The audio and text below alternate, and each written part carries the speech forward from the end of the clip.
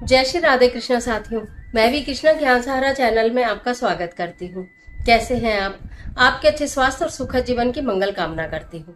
आपके अपने इष्ट देवों को कोटि कोटि नमन करते हुए, बड़ों को प्रणाम करते हुए वीडियो प्रारंभ करते हैं। साथियों, आज बात करेंगे कार्तिक माह की कथा, व्रत के नियम और कितने व्रत करें, कैसे करें, समस्त जानकारी आज की वीडियो में। चलिए झटपट वीडियो प्रारंभ कर लेते हैं। लेकिन उससे पहले चैनल पर नए आए हैं तो चैनल को सब्सक्राइब जरूर कीजिएगा और बेल आइकन का बटन जरूर प्रेस कीजिएगा, जिससे आने वाली वीडियोस का नोटिफिकेशन आपको मिलता रहे। मैं आज बात कर रही हूँ कार्तिक माह के कथा की और व्रत की। कहा जाता है कि कार्तिक की जब हम पूजा करते हैं, यानी कार्तिक माह में स्नान करते हैं, और अगर स्नान नहीं भी करते हैं तो भी कथा सुनने से फल की प्राप्ति होती है, शुभ फल की प्राप्ति होती है। अगर आप कथा कह सकते हैं तो बहुत अच्छी बात है, नहीं तो प्रतिदिन कथा सुन ही लेना बहुत जरूरी होता है।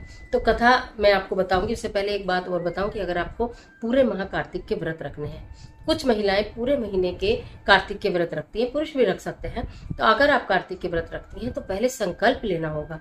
पहले दिन आपको हाथ में अक्षत लेकर, यानी चावल फूल लेकर, गंगा जल लेकर हाथ में संकल्प लेना होगा कि हे भगवान श्री हरि विष्णु, हे कृष्ण भगवान, मैं कार्तिक माह के पूरे व्रत रखना चाहती हूँ, इसमें मेरा सहयोग करें, यानी मुझे व्रत पूरे करने में मेरी मदद करें। तो इस तरह से करके वो संकल्प का जो चावल और फूल होता है वो भगवान जी के चरणों में छोड़ दिया जाता है। बाद में उसे उठाकर किसी प्लांट के नीचे रख दिया जाता है। ये होता है संकल्प लेने की विधि। फिर उसके बाद कार्तिक माह में अगर आप संकल्प लेते हैं तो उसके कुछ नियम भी होते हैं। कहा जाता है कि भूमि शयन करना चाहिए, एक समय में सात्विक भोजन करना चाहिए, पूरे दिन भर भगवान श्री हरि विष्णु की पूजा में थोड़ा बहुत व्यस्त रहना चाहिए, अपने आप को तन मन और जिह्वा से सात्विक रखना चाहिए। इस तरह से कुछ वर्जित चीजें हैं जो नई कहानी है, वो पहले वीडियो में बताई गई थी, उसका भी आपको ध्यान रख लेना चाहिए। अगर आप पूरे महीने के व्रत नहीं कर सकते हैं तो कार्तिक माह के अंत में एकादशी से लेकर पूर्णिमा तक 5 चमत्कारी दिन आते हैं। उनमें जितनी भी व्रत और पूजा दान किया जाता है, कहा जाता है पूरे कार्तिक माह का फल प्राप्त होता है, काफी हद तक फल प्राप्त हो जाता है। तो अगर आप पूरे महीने रखें तो इस तरह से रख लीजिएगा, नहीं रखें तो फिर आप 5 दिन के रखिएगा। कार्तिक माह का महात्म अगर आप पढ़ सकें, सुन सकें तो अति उत्तम रहेगा, नहीं तो कथा सुन लेनी चाहिए। तो आज अब प्रारंभ करते हैं कार्तिक माह की कथा।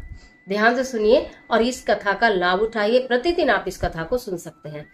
पौराणिक कथा है, यूं तो बहुत सारी कथा प्रचलित है, लेकिन एक कथा ये भी है कि एक समय की बात है, एक बूढ़ी माताजी थी, बूढ़ी अम्मा थी, वो कार्तिक स्नान किया करती थी।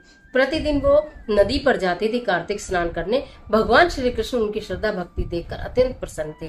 तो जब वो स्नान करके लौट कर आती थी, उनके घर में कोई भोजन बनाने की व्यवस्था नहीं थी। तो आकर देखती थी तो एक बेले में खिचड़ी रखी होती थी, यानी एक कटोरे में खिचड़ी रखी होती थी। तो स्नान करके आती थी, उसी से भगवान का भोग लगाती थी और उसे ही खाकर विश्राम करती थी।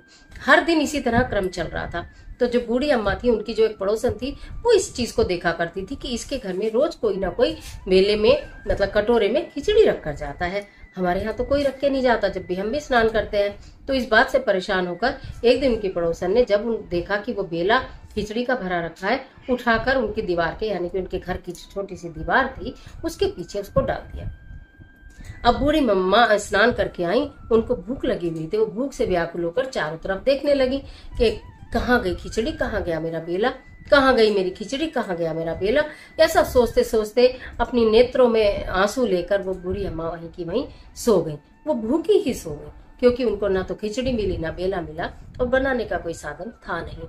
अगले दिन से फिर वही क्रम चालू हो गया।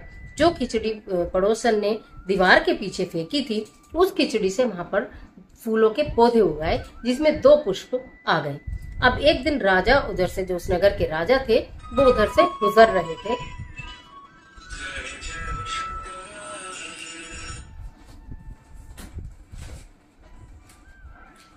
उन्होंने देखा कि अरे बड़े दिव्य पुष्प हैं, बड़े खूबसूरत पुष्प हैं। उन्होंने वो दोनों पुष्पों को तोड़ लिया और ले जाकर रानी को दिए। रानी ने जैसे ही उन फूलों को सूंघा तो उसके पश्चात रानी गर्भवती हो गई। कुछ समय के पश्चात रानी के यहाँ 2 पुत्रों का जन्म हुआ। जब 2 पुत्रों का जन्म हुआ तो पुत्र बहुत देखने में बहुत सुंदर उनकी छवि थी और बहुत गुणवान थे, परंतु जिह्वा से कुछ बोलते नहीं थे। जिह्वा से जब कुछ बोलते नहीं थे तो राजा इस बात को लेकर बहुत परेशान था कि मेरे पुत्र जिह्वा से कुछ बोलते क्यों नहीं है। लेकिन वो बच्चे जैसे कि जैसे वो जंगल की तरफ जाते थे तो जो बूढ़ी अम्मा थी वो सारे में घूमती रहती थी, नदी के तट पर घूमती थी और ये कहती थी, कहाँ गई मेरी खिचड़ी, कहाँ गया मेरा बेला, कहाँ गई मेरी खिचड़ी, कहाँ गया मेरा बेला। तो जब वो दोनों लड़कों ने बूढ़ी अम्मा की आवाज सुनी तो उन्होंने बोला, हम है तुम्हारी खिचड़ी और हम है तुम्हारा बेला। तो बूढ़ी अम्मा ने कहा, ये कैसे? कहने लगे कि एक बार तुम जब स्नान कर कर लौटी थी तो तुम्हारी पड़ोसन ने वो खिचड़ी तुम्हारी दीवार के पीछे फेंक दी थी, वहां से ही हम उत्पन्न हुए हैं, तो हम है तुम्हारी खिचड़ी और हम है तुम्हारा बेला। अब इस तरह से रोज बूढ़ी अम्मा मिलती थी बच्चों को और वो लड़के रोज कहते थे, हम है तुम्हारी खिचड़ी, हम है तुम्हारा बेला। बुढ़िया रोज कहती थी, कहाँ है मेरी खिचड़ी, कहाँ है मेरा बेला। इस तरह से बातें चलती रही। धीरे धीरे राजा के कानों में ये खबर गई कि आप कहते हो कि आपके पुत्र बोलते नहीं हैं, लेकिन पुत्र तो बूढ़ी अम्मा से बहुत बात करते हैं। राजा ने कहा, ऐसा कैसे हो सकता है? जब राजा ने ये बात देखी तो वहां पे छुप कर देखा राजा ने, तो क्या देखते हैं कि बूढ़ी अम्मा बार बार ऐसे घूम रही है एकदम, तो और ये बोल रही है, कहाँ गई मेरी खिचड़ी, कहाँ गया मेरा बेला। तो वो दोनों उसके पुत्र बोलते हैं, हम है तुम्हारी खिचड़ी और हम ही है तुम्हारा बेला। तो यानी कि भगवान, इन्होंने सोचा राजा ने कि ये तो कहीं ना कहीं भगवान का चमत्कार है, ये तो कहीं ना कहीं भगवान का चमत्कार है।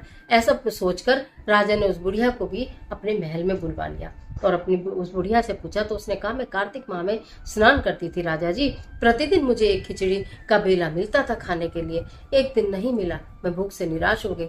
उसके पश्चात मैं उस बेले को तब से अब तक ढूंढ रही थी। ये बच्चे कहते हैं कि हम हैं तुम्हारी खिचड़ी और हम ही हैं तुम्हारा बेला।